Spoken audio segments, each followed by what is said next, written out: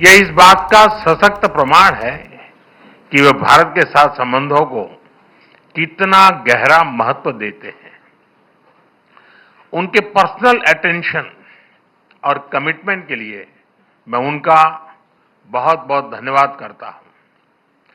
Bharat Germany के साथ अपनी मित्रता और साझेदारी को और सुदृढ़ करने के लिए पूरी तरह से प्रतिबद्ध है। गुजरात में हम कहते हैं, आवकारो मीठो आपजे रे, यानी स्नेह और आत्मीयता से स्वागत करना। इसी भावना के साथ हम चांसलर मर्ज का भारत में हार्दिक अभिनंदन करते हैं। फ्रेंड्स, चांसलर मर्ज की ये यात्रा एक विशेष समय हो रही है। पिछले वर्ष हमने अपने रणनीतिक साझेदारी के 25 वर्ष पूरे किए और इस वर्ष हम अपने राजनयिक संबंधों के 75 वर्ष भी मना रहे हैं। ये माइलस्टोन्स केवल समय की उपलब्धियां नहीं है, ये हमारी साझा महत्वाकांक्षाओं, परस्पर विश्वास और निरंतर सशक्त होते सहयोग के प्रतीक है। भारत और जर्मनी जैसे देशों की अर्थव्यवस्थाओं के बीच करीबी सहयोग पूरी मानवता के लिए महत्वपूर्ण है। बढ़ते व्यापार और निवेश संबंधों ने हमारे स्ट्रेटेजिक पार्टनरशिप को नई ऊर्जा दी है। हमारा द्विपक्षीय व्यापार अब तक के अपने सर्वोच्च स्तर पर पहुंच चुका है और $50 बिलियन के आंकड़े को पार कर गया है। 2000 से अधिक जर्मन कंपनियां लंबे समय से भारत में मौजूद है। ये भारत के प्रति उनके अटूट विश्वास और यहां मौजूद अनंत संभावनाओं को दर्शाता है। आज सुबह भारत जर्मनी सीईओ फोरम में इसकी जीवंत झलक दिखाई दी। फ्रेंड्स, भारत और जर्मनी के बीच टेक्नोलॉजी सहयोग प्रति वर्ष मजबूत हुआ है और आज इसका प्रभाव ग्राउंड पर स्पष्ट रूप से दिखाई देता है।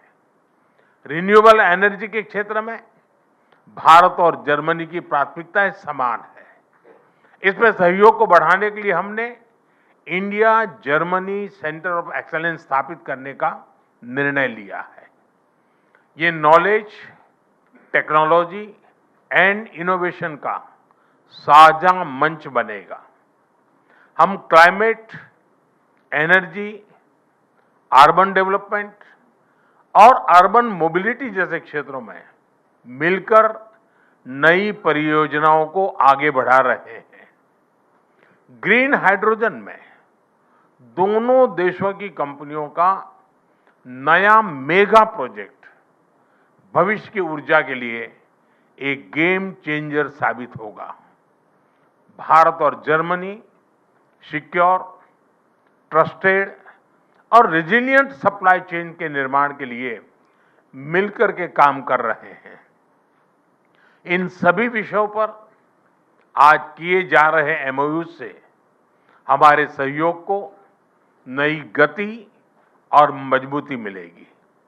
फ्रेंड्स, रक्षा और सुरक्षा में बढ़ता सहयोग हमारे आपसी भरोसे और साझी सोच का प्रतीक है।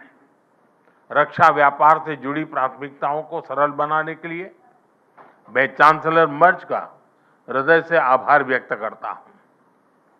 हम रक्षा उद्योगों के बीच सहयोग बढ़ाने के लिए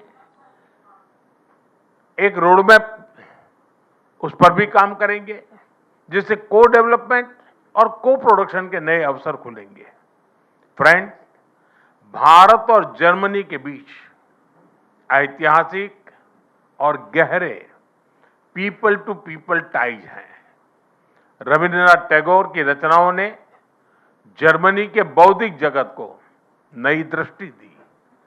स्वामी विवेकानंद की विचारधारा ने जर्मनी सहित पूरे यूरोप को प्रेरित किया और मैडम कामा ने जर्मनी में पहली बार भारत की आजादी का ध्वज फहराकर हमारी स्वतंत्रता की आकांक्षाओं को वैश्विक पहचान दी।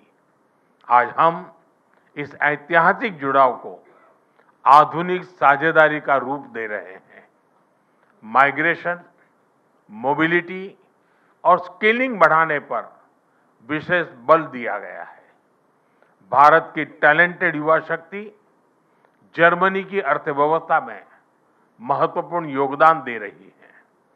आज ग्लोबल स्किल्स पार्टनरशिप पर जारी जॉइंट डिक्लेरेशन ऑफ इंटेंट इसी भरोसे का प्रतीक है।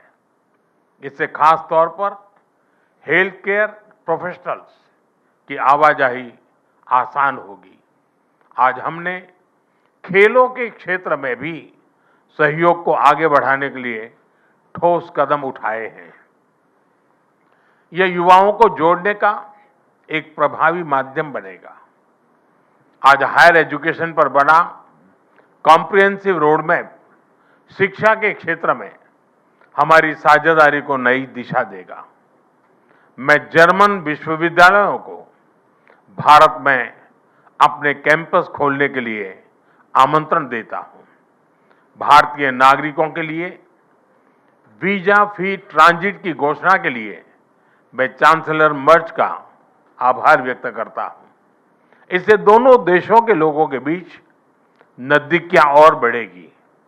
मुझे खुशी है कि गुजरात के लोथल में बनाए जा रहे नेशनल मैरीटाइम हेरिटेज कॉम्प्लेक्स से जर्मन मैरीटाइम म्यूजियम जुड़ रहा है। यह दोनों देशों की मैरीटाइम हिस्ट्री को जोड़ने वाला ऐतिहासिक कदम है। ट्रेडिशनल मेडिसिन के क्षेत्र में गुजरात आयुर्वेद यूनिवर्सिटी का जर्मनी के साथ करीबी सहयोग रहा है। इस महत्वपूर्ण विषय पर आज किए जा रहे एमओयू से हमारा सहयोग को और अधिक बल मिलेगा। फ्रेंड्स, भारत और जर्मनी की हमेशा कंधे से कंधा मिलाकर हम चलते रहे हैं। हमारी दोस्ती का प्रभाव ग्लोबल स्टेज पर भी दिखाई देता है। घाना, कैमरून और मलावी जैसे देशों में ज्वाइंट प्रोजेक्ट से हमारी ट्राइलेटरल विकास साझेदारी दुनिया के लिए एक सफल मॉडल है। हम ग्लोबल साउथ के देशों के विकास के लिए अपने साझा प्रयासों को आगे भी निरंतर जारी रखेंगे। इंडो पैसिफिक दोनों देशों के लिए हाई प्रायोरिटी है। इस क्षेत्र में हमारे तालमेल को बढ़ाने के लिए हम एक कंसल्टेशन मैकेनिज्म की शुरुआत करने जा रहे हैं। आज हमने यूक्रेन और गाजा सहित कई वैश्विक और क्षेत्रीय मुद्दों पर विस्तार से चर्चा की। भारत सभी समस्याओं और विवादों के शांतिपूर्ण समाधान का पक्षधर रहा है और इस दिशा में किए जा रहे सभी प्रयासों का समर्थन करता है। हम एकमत है कि आतंकवाद पूरी मानवता के लिए एक गंभीर खतरा है। भारत और जर्मनी इसके विरुद्ध एकजुट होकर पूरी दृढ़ता से लड़ाई जारी रखेंगे। भारत और जर्मनी सहमत है कि ग्लोबल चैलेंजेस से निपटने के लिए ग्लोबल इंस्टीट्यूशंस में सुधार अत्यंत महत्वपूर्ण है। यूएन सिक्योरिटी काउंसिल में सुधार के लिए G4 के माध्यम से हमारा संयुक्त प्रयास इसी सोच का प्रमाण है। एक्सेलेंसी, 140 करोड़ भारतवासियों की ओर से मैं एक बार फिर आपका भारत में हार्दिक स्वागत करता हूं। मुझे विश्वास है कि आज की चर्चा भारत जर्मनी साझेदारी को नई ऊर्जा और स्पष्ट दिशा देगी। आपकी यात्रा, आपके व्यक्तिगत जुड़ाव और भारत के प्रति आपकी गहरी मित्रता के लिए मैं आपको हृदय से धन्यवाद करता हूं। दांके शोन।